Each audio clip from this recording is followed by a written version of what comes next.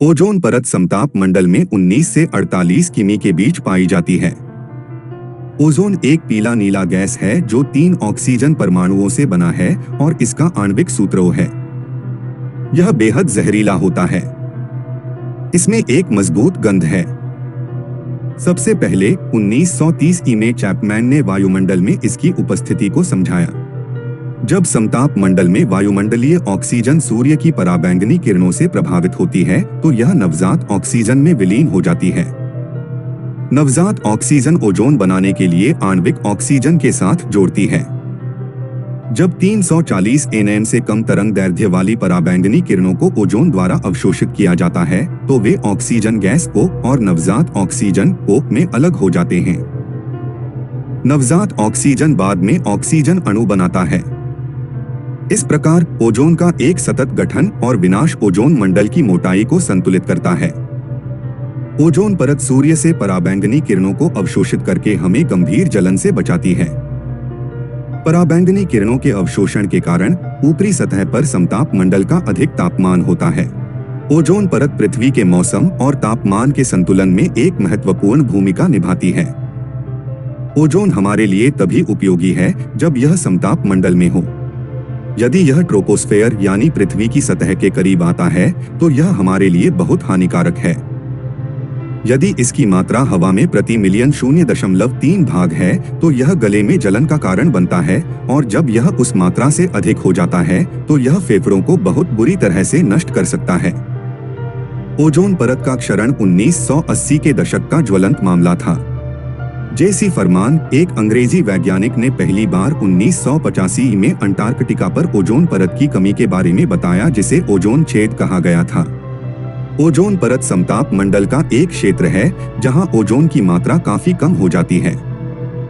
ऐसा माना जाता है कि ओजोन परत 70 के दशक से अपना संतुलन खो देती है।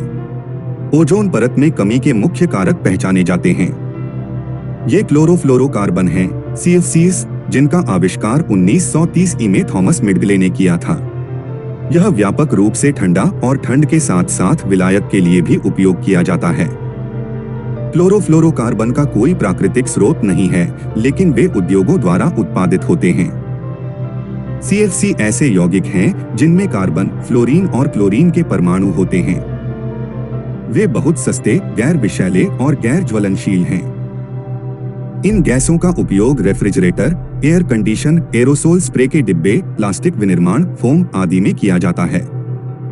CFC को छोड़कर methyl chloroform, carbon tetrachloride, methyl bromide और नाइट्रोजन के ऑक्साइड भी ओजोन परत की कमी के लिए जिम्मेदार हैं।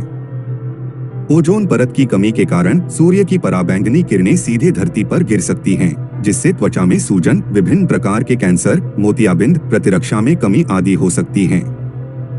ओजोन परत की कमी से भी पौधे बुरी तरह प्रभावित होते हैं। इससे जंगल कम होते हैं और फसल की पैदावार कम होती है। सूर्य की पराबैंगनी किरणें जानवरों की प्रजनन क्षमता को भी प्रभावित करती हैं। जलीय जीवों और उभयचरों के लार्वा और अंडे ओजोन परत की कमी के कारण मर जाते हैं।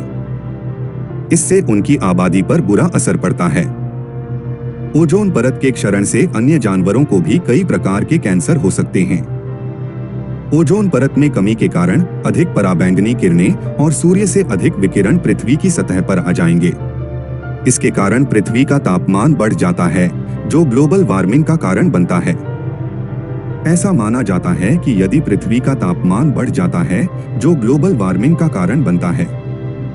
यह माना जाता है कि यदि पृथ्वी का तापमान वर्तमान अनुपात में बढ़ रहा है, तो यह दिन अब तक नहीं है, क्योंकि महासागर कई द्वीपों को कवर करेंगे। इसलिए कुछ तुरंत लागू समाधान उन उपकरणों का उपयोग करते हैं जिनमें क्लोरोफ्लोरोकार्बन, हाइड्रोक्लोरोफ्लोरोकार्बन का उपयोग किया जाता है या कम किया जाना चाहिए। क्लोरोफ्लोरोकार्बन और हाइड्रोक्लोरोफ्लोरोकार्बन के बजाय हाइड्रोफ्लोरोकार्बन के उपयोग को बढ़ावा दिया जाना चाहिए। नाइट्रोजन उर्वरकों का उपयोग कम किया जाना चाहिए। जीवाश्म ईंधन द्वारा संचालित वाहनों को बिजली द्वारा संचालित वाहनों से बदला जाना चाहिए। फिल्टर ग्रीनहाउस गैसों वाहनों में इस्तेमाल किया जाना चाहिए। यह वातावरण में उनके मिश्रण को नियंत्रित करता है। लोगों को ओजोन परत के क्षरण के परिणामों के बारे में पता होना चाहिए। निजी वाहनों के बजाय सार्वजनिक वाहनों को बढ़ावा दिया जाना चाहिए। धन्यवाद।